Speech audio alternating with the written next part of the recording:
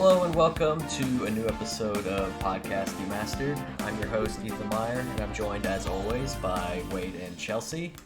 And we got a new episode today for you. It's episode 45, and we are going to be discussing pre-orders, more specifically pre-ordering in video games. So we're kind of going to do like a pretty broad discussion about it, talk about pre-orders, talk about do we like pre-ordering, when was the last time we did it, do we have anything coming up that we plan on pre-ordering, do we think it's an outdated concept, is it here to stay, so all that stuff we're going to talk about. So I guess let's just go ahead and jump into it. I think a good place to start would just be going around the screen here and just talk. Do you guys still pre-order games? Wade, we'll start with you. Yes, I do still pre-order games. I do it not because it's like important to do so, but it's just for me. It's like a method of like future planning, kind of. Mm-hmm. I can put on the calendar that game is coming out, and still I buy the vast majority of my games physically, so it kind of also helps me like pay them off slowly as we go through, because I pre-order them like pretty early. Like basically as soon as pre-orders are open, so to speak. More or less, yeah. Do you do the actually I haven't bought anything physical in a long time, so I don't know how it still works. Do you still go into like a brick and mortar and pre-order, or do you just do it like on a website and it'll just get shipped to you when it launches? I go to GameStop still. So do they still have the thing where you just put down, like, you don't have to buy it on full, it's just kind of like some like a down payment, I guess? It's like, oh, here's $10 to secure my pre-order, and then when you pick up the game, you pay for the rest. Is that still how they do it? More or less. Like I usually put $5 down. $5 is the minimum down. Yeah. And then I'll come in like every month and pay toss $10, $15 at it at a time. Gotcha. Yeah.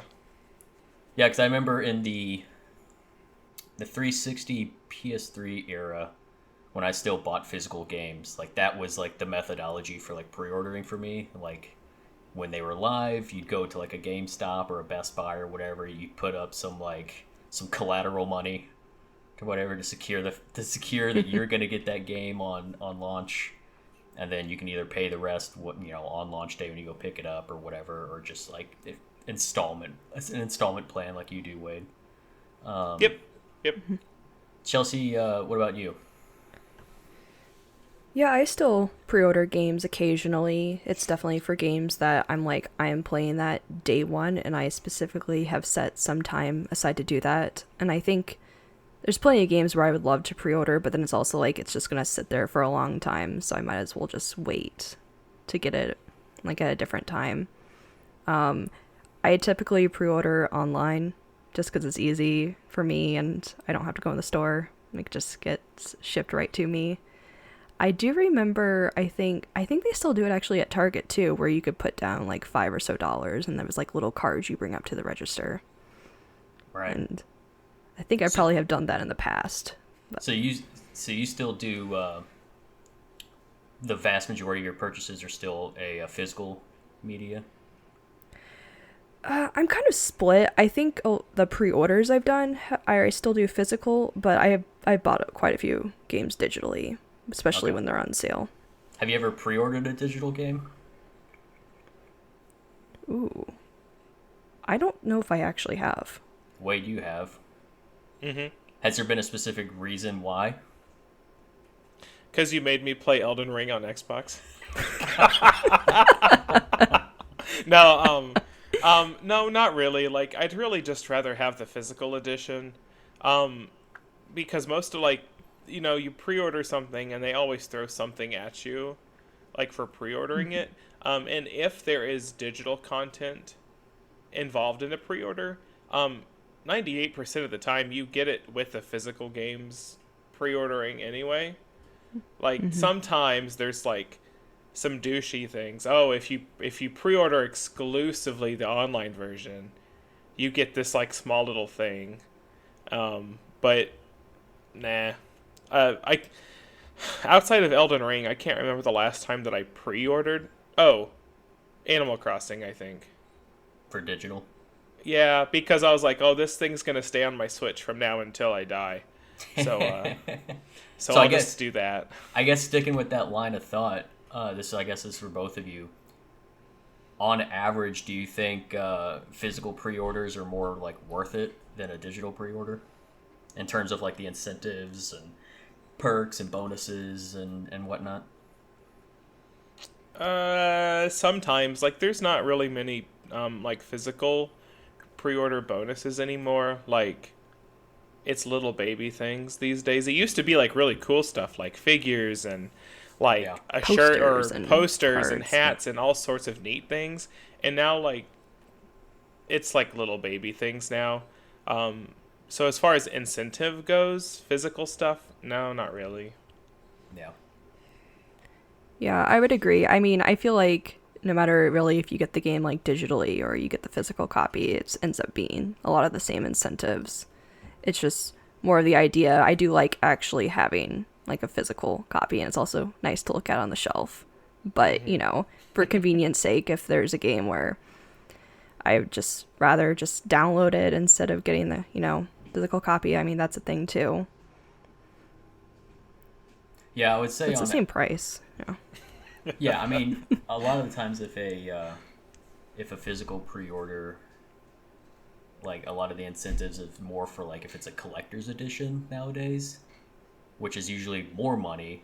You know, those are like 80, 100, sometimes even more than that, and they do come with like more goodies like figurines or, you know, a steel book or, you know, an art book or stuff like that. But that's not pre-ordering the base game. That's like, you know, a collector's edition. And a lot of times I feel like, from what I've seen, digital collector's editions are usually pretty lame. A lot of times it's like, oh, here's the game's soundtrack. And it's like, cool, it's on Spotify, so I don't know why I need your digital and you code have to play it. that soundtrack on your console. Yeah, exactly. Yeah, exactly. Or it's like an in-game cosmetic or something. Or, you know what I mean? Like that kind. Or like back in the day when it was loot boxes. It's like, oh, we'll give you 5 extra loot boxes for pre-ordering it. And it's like, okay, cool, great. Like, a lot of the times I feel like those incentives for the digital side are pretty sparse to like make me want to get it early. I don't pre-order really at all anymore.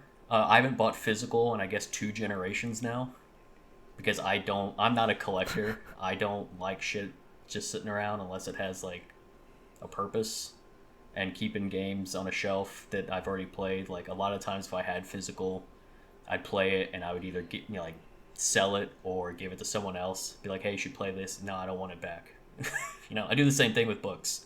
I'll read a book and then I'll like tell someone else to read it and then tell them to keep it or pass it on. Like, and same with movies. Like, I don't have physical media for any space. I just don't like the clutter, and I don't have the space for it. So the idea of like securing my copy isn't really a thing.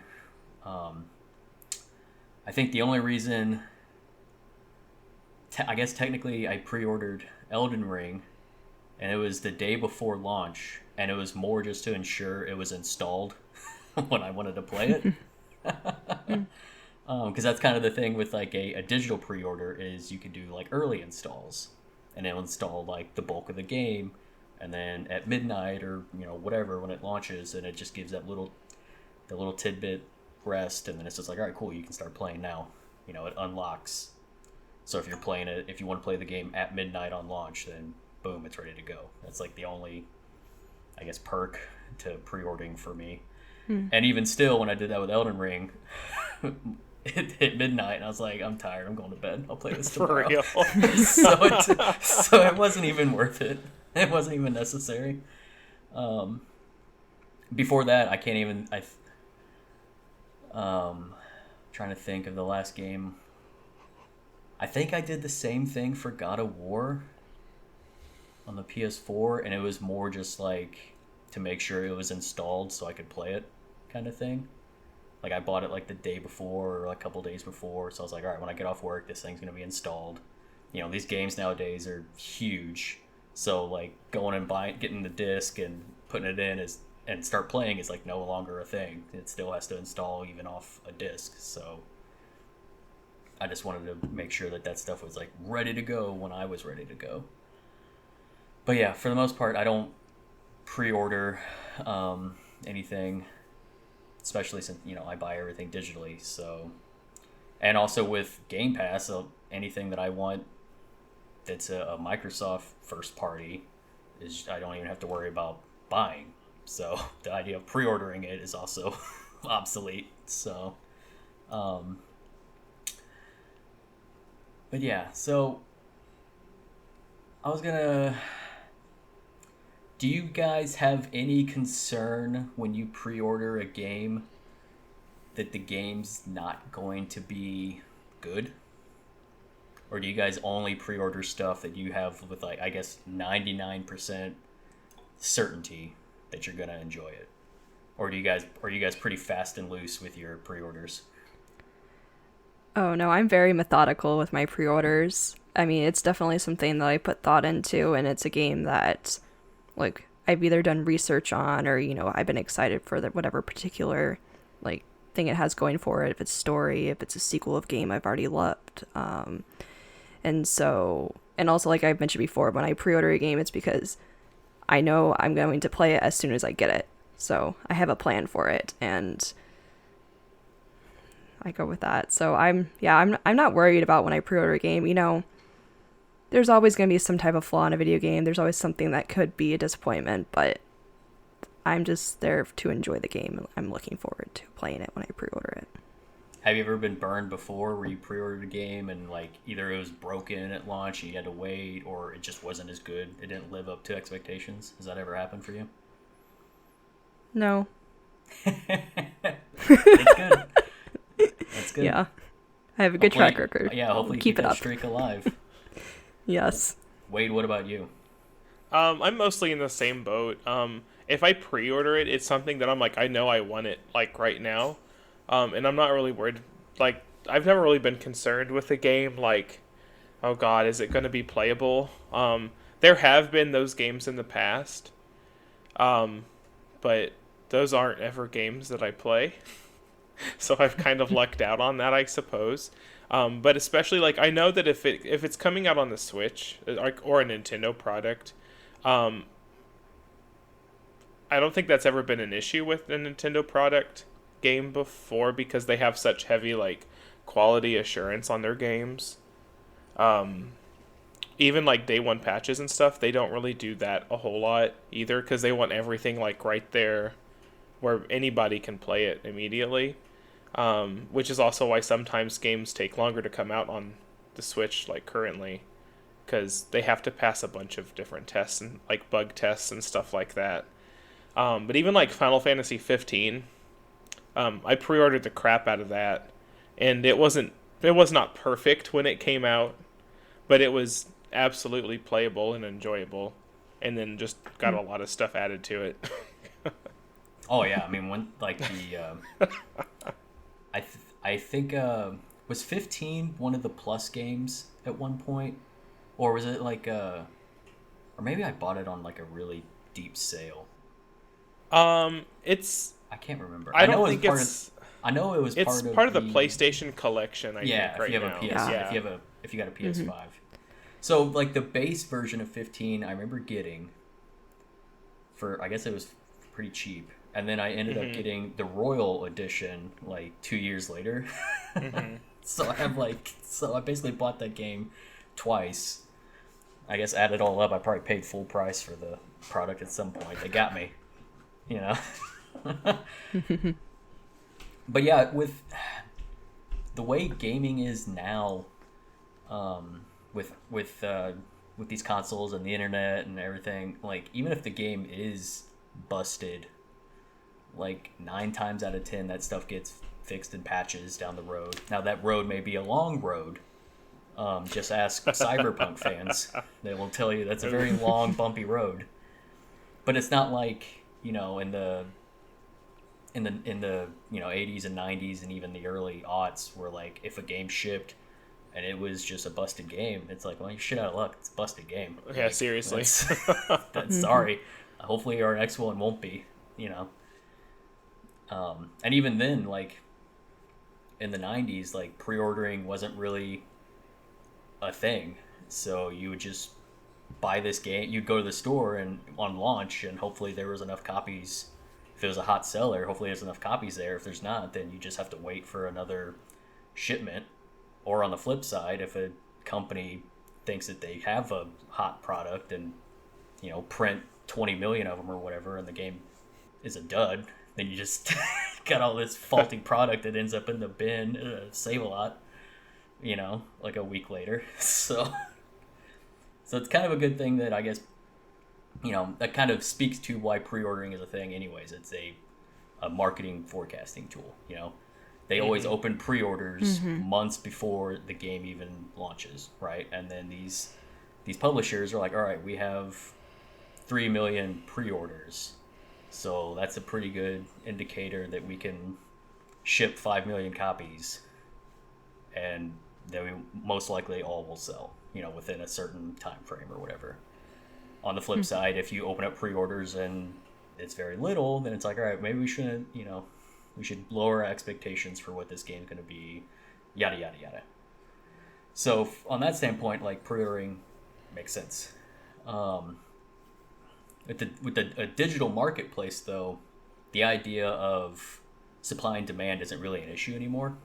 Like, once the game is live, it's on the marketplace. It will exist there until whoever owns it decides to not keep it, you know, which is a rarity, but I guess it does happen that games get pulled, or, you know, other issues arise through licensing or contracts or yada yada yada. That's like that's a whole nother episode if we want to talk about just digital marketplaces and the fact that, like, you don't actually own the game you buy and, you know, that kind of stuff. But that's another issue. With that being said, I know you guys are huge Kingdom Hearts nerds, and they just showed off, you know, they just proud of it. They just had their 20th anniversary. They just showed a trailer for, I guess, 2 games was it? Missing Link, yeah, and then 4. Is 4 going to be something you guys pre-order? Because I'm pretty sure the other one's a mobile game, right? Indeed. Yeah, but yes, absolutely. Yes. Yeah, no doubt about it. Is there anything else that's coming up, like, I guess short term, we'll just keep it to this year, that you guys are for sure, like, pre-ordering whenever it's available? Yes, I have one game, but I'm waiting to pre-order. Yes, go ahead. It shouldn't be that hard. It should not be that hard. Yeah, there's really not a whole lot that even has, like, dates this year. And this game technically still doesn't have a date. It has a window, but it's Hogwarts Legacy, right? Yeah. Yes, that's correct, yeah. But I'm waiting to officially pre-order it once they actually have a real date, and I'll just be curious if they do have any perks for pre-ordering. But nevertheless, it's not always just about the perks for me. It's about, I will play that day one. Right. Same. You're going to pre-order it too? Oh, I probably will. I imagine so. Yes.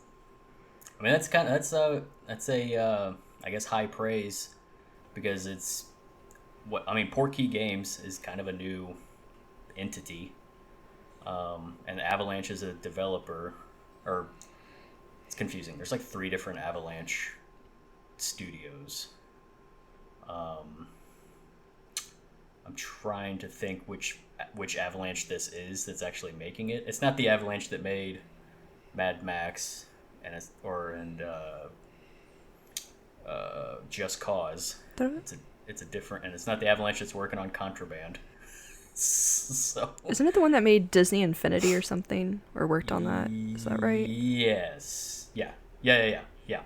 That was the last thing they did, which um, sort of its own tale, I guess.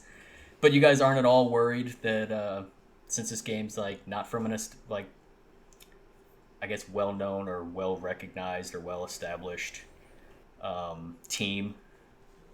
It says you guys are just banking on that like IP, I guess. Oh, it's more than that. Hey, I mean, I love Hogwarts Mystery, their mobile game. I'm a sucker for that game. I love that story. That. I was gonna say that's the only thing Portkey has actually put out there, right? Is this mobile game?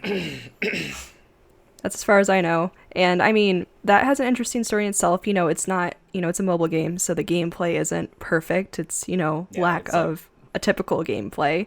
Yeah, but it's like a Harry Potter gotcha game for the most part. But just hang in there, gotcha. You know. Yeah, but they haven't got any of my money. That's good. So that's good. Yeah, no, I mean, so I'm looking forward to it. It's just, and I like being able to, the idea of, in Hogwarts Legacy, creating my own character, telling my own story. And so, I mean, that sells me like right there. Yeah. I mean, when I did pre-order games, it was usually from, I never really pre-ordered anything that could be, I guess, new IP. You know what I mean? Like, it was always like sequels to something, or in an established from an established studio that I already like knew very well. You know, like when I pre-ordered pretty much all the Halo games, right? And I pre-ordered all the like the God of War games and like and stuff like that. But it's a series, it's an established studio, you know, this, that, and the other. Like I don't think I guess Elden Ring is technically the only new IP I've ever pre-ordered, but it was from FromSoft, which is a studio that I have the utmost trust and respect for. So I wasn't at all nervous about throwing money early without waiting for, you know, reviews or people on Twitter talking about how great it is or bad it is or anything like that. So you guys kind of taking that leap of faith with Hogwarts Legacy here. Yeah. I mean, I feel like I guess I probably have pre-ordered like new IPs and stuff before. It's not something that really worries me, just because it's something that interests me and that I want to play immediately. Yeah. So I realized there is one that I did actually pre-order digitally. It was because it was only offered digitally, which was Kena Bridge of Spirits. All right. Yeah. Yeah. That's a new IP, new studio. Literally have never done gaming before, so. Yeah. And it worked out for them really well, and it was a good game. Yep. Yeah, you keep that track record alive. Yes, I have. So maybe Hogwarts Legacy would be the big surprise hit of the year. You know. Oh, it will be for me. That's all that matters. I hope it is. I hope it's everything you want it to be. I mean, I was excited. You know, I love playing the Harry Potter games when they were on the PC, like the first one. I mean, I played the first, and there was, I think I played the first two. Yeah, I played Sorcerer's and Chamber. Yep, and those are enjoyable in their own right, and it's just like get to see more of Hogwarts, more detail, more everything. Did you play play the Lego Harry Potters? I've played a little bit of them. Yeah, not a big Lego person. No, I love Legos. For some reason, those games like give me motion sickness, so I don't play the Lego games. Okay. There's a lot of stuff flying around, and it can get kind of disorienting. I can see that. I don't know. It's just it's something really weird about those games, but they always look so much fun to play. All the Lego games. Yeah, I'm just missing out. Yeah. Well, you got Hogwarts Legacy, so there you go. Yes, I do. Wade, what about you? Do you have anything that's coming out this year that you got your stamp on that you're gonna pre-order? Besides Hogwarts Legacy, just the new Pokemon games. Is there another Pokemon game coming out this year? Scarlet and Violet. Oh, right. Those are the remakes or whatever? Nope, they're brand new. Wait, what was the remake then? The remake. There was a remake that came out in December that was Brilliant Diamond and Shining Pearl. Okay, yeah, Shining. Yeah. I get so confused with their like naming conventions now. I can't tell which is That's like fair. new and remakes. And... Yeah, that's very fair.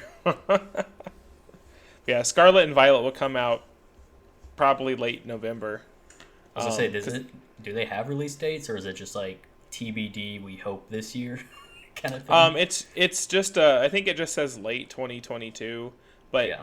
new Pokemon games always come out in late November. That's just unless something awful happens, then it's in December sometime. But it's pretty much always then. Yeah, I was actually a looking busy at... pre-order time for the end of the year. Mm-hmm. Yeah. They really cash in on the Christmas thing. All the kids, wanting the new Pokemon game. The holiday slot is like the big deal in gaming, which this year is actually a very strange one because it's like the first time in like 10 years that there's not going to be the big shooter that comes out. Call of Duty and Right. Battlefield are both gone from this calendar year. So I think all these other companies are like, oh, cool, we don't have to worry about that anymore. So let's gobble up there, because it was usually like the end of October was like a shooter, and then like the first or second week of November was a big shooter, and then everyone else had to kind of build around that. And now that those are out of the way, it's kind of just like open season for like that October, November, December time frame. And I'm kind of curious to see where all these games fall, because I think Starfield is the only thing that has a solid like date in place. What's the date on that? I think it's November 11th, because I think they right. wanted to do it the same time that they did Skyrim, which was also November 11th. That's fair. Yeah. Oh, I guess I'll probably pre-order that, but I guess I won't really have to pre-order it. Yeah, it's a Game Pass game, so... Yeah, that'll go straight onto the computer. Yep. Yeah, I can't... Even if I was pre-ordering stuff, I don't think there's a single thing that's coming out this year that would be like a... For sure, I have to buy it. Like, I guess God of War, but I'm even skeptical that comes out this year. Because they almost always launch in the spring, and it's spring, so I just don't see them launching that in the winter. But also Sony doesn't really have much else to play with this year, so I don't know. I also don't have a PS5, so I'm not playing that shit on a PS4. I don't care how well they say it works. I know it's not going to be as good. So I'll be really interested to see what all gets announced this summer from everybody, because Agreed. Even now until the end of the year is like so empty. Yeah, there's so many games float that have been announced and that we know of, but they all have like TBD on them. It's very few like actual like hard dates for most things. Like even that Rocksteady's game, Suicide Squad or Kill the Suicide Squad or whatever that is, that got delayed to next year, which makes sense because Warner Brothers DC or whatever's got Gotham Knights that's also supposed to come out in the fall, so it'd be dumb for Warner Brothers to release their two big DC games right next to each other. So one of them had to move. And then yeah, you got God of War, which no one knows where that's going. Breath of the Wild 2 got pushed to next year. Starfield's got their date in November. I don't know. There's still a lot of stuff just kind of floating around. And not to go down a huge rabbit hole, but the fact that there's also not an E3, it's kind of just up to all these publishers to sort of pick and choose when they want to announce this stuff, It's okay. Jeffrey is gonna find some blackmail on everybody, and everybody's coming to Summer Game Fest. It's okay. Yeah,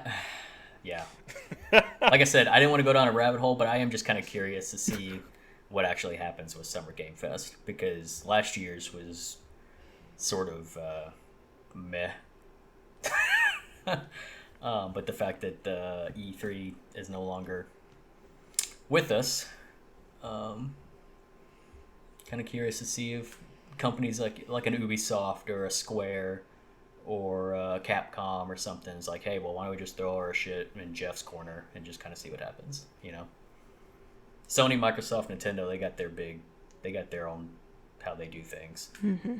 But then you got all these other mid-tier publishers. Got to figure out what they're gonna do. So I don't know. Should be interesting. It's just gonna be like scattershot with all this stuff instead of just like a week of, you know. Mm-hmm. The week of E3 was always just like your big gaming. You know, it's like gaming Christmas. You know. Mm-hmm. And now Christmas is dead. So. No, Christmas is all year long, or all summer, maybe. No, Jeffrey killed Christmas. Jeffrey stole Christmas. He's the I stole Christmas. Ain't that the truth? Chelsea, All right. no, that's correct. So I do have another question. Do you guys think that pre-orders are here to stay, or do you think that in a few years, because each year like digital sales keep getting higher and higher and higher and higher, and physical sales keep getting lower and lower. There's this teeter-totter kind of effect. Do you think with the continuing increase of not only these like services like your Game Pass and this upcoming PlayStation Plus Essential or whatever, do you think pre-orders will start to wane and to the point where they're like a relic basically of the past, or do you think that that's always going to be like a thing in gaming culture, like pre-orders are always going to be there, you know? They're here to stay. They're not going anywhere. I don't think so. Because like the stores who provide them, like they need them too. So I don't think they're going anywhere. Yeah, I don't think it's going anywhere for the foreseeable future. I mean, the latest gen, like they still offer like specifically with like that you can put disc in, so you know, they're still wanting people to get physical copies and everything and pre-ordering. Not everything is like on a Game Pass or anything like that, and so we'll see a lot of people still having interest in pre-ordering and getting those individual copies of games for quite a while. Oh yeah, I mean, especially with Sony, with all of their first-party studios, like none of that will be on a service, even their own service, because that's just not how they do business. So people are still going to pre-order and buy day one those kind of big tentpole Sony games, your Spider-Mans and you know, your Naughty Dog stuff and yada yada yada, because that's not going to be for now. We'll see. We'll see in 5 years or whatever when Jim Ryan's replaced, if they change their tune. But for right now, that's not in their business strategy. So yeah, I agree with you guys. I think pre-orders are going to be part of gaming future. I can see them continually to adjust to try and incentivize people to buy early, because that launch week is super important, not just for like these storefronts that offer these pre-orders for, you know, like your Targets and your Best Buys and GameStops and stuff. They get like the residual, but also just like the developers, like those studios, like that first launch week is super important for their viability, because they have bosses above them that look at those like sale numbers. And if people aren't buying this stuff, let alone early, but not even in like the first week, it's, you know, that's how studios get shut down. That's how they downsize. That's how projects get changed or delayed or switch hands. So the concept of pre-ordering kind of keeps the lights on for a lot of smaller studios, you know, that don't have that aren't first party studios that are backed by your Sonys and your Microsofts and Nintendo, you know. So that kind of stuff is important for them. So yeah. Like I said, I personally don't really pre-order anything because I've been buying stuff digitally for, I guess, since 2013. But yeah, I can definitely see them sticking around. I would say if I ever were to pre-order again, it would be the same way I did with like Elden Ring. It would be like I would buy it like the day before just to make sure it was installed on time. That's how I rationalize a pre-order. It's like, all right, I got to make sure this shit's installed. This is like going to be a 100 gig game. I need it to start downloading now, kind of thing. I mean, you wouldn't be able to play it till like the Monday after it comes out. Yeah, exactly. It's sad, yeah. But even still, like I said, I pre-ordered Elden Ring and I didn't even stay up to midnight to play it. So who knows? It wasn't even worth it. Still could have waited. Sometimes we just feel old. Yeah, every day of my life. So yeah, I don't know. I think that kind of closes the book on pre-ordering. Do you guys have anything else that you'd like to add to the conversation? We've talked about stuff that's upcoming that we're for sure going to pre-order, stuff that we've pre-ordered in the past. Kind of talked about its like core inception and why it's relevant. You guys have anything else? Nope, I don't think so. Pretty squared away on that one. Yeah. I think that'll probably do it for this week's episode. Right. So, all our listeners, let us know if you still pre-order, and let us know too specifically if you like your physical copies or your digital ones. You can share that with us on our social media on Facebook, Twitter, and Instagram at PodDemastered. Also, feel free to send us an email at demasteredpodcast@gmail.com. And, please just like and subscribe wherever you listen to this podcast. Share it with a friend who might be interested in this podcast. Also, please leave us a review too. And another thing too, you guys can let us know on social media or email, anything like that. Let us know if you have any ideas for future episodes, anything you want us to cover, any fandoms that you guys really like that you think we should get into a debate about or anything. That'd be cool. And yeah, just thanks again for listening to this week's episode, and we hope you tune in next week. See ya. See ya.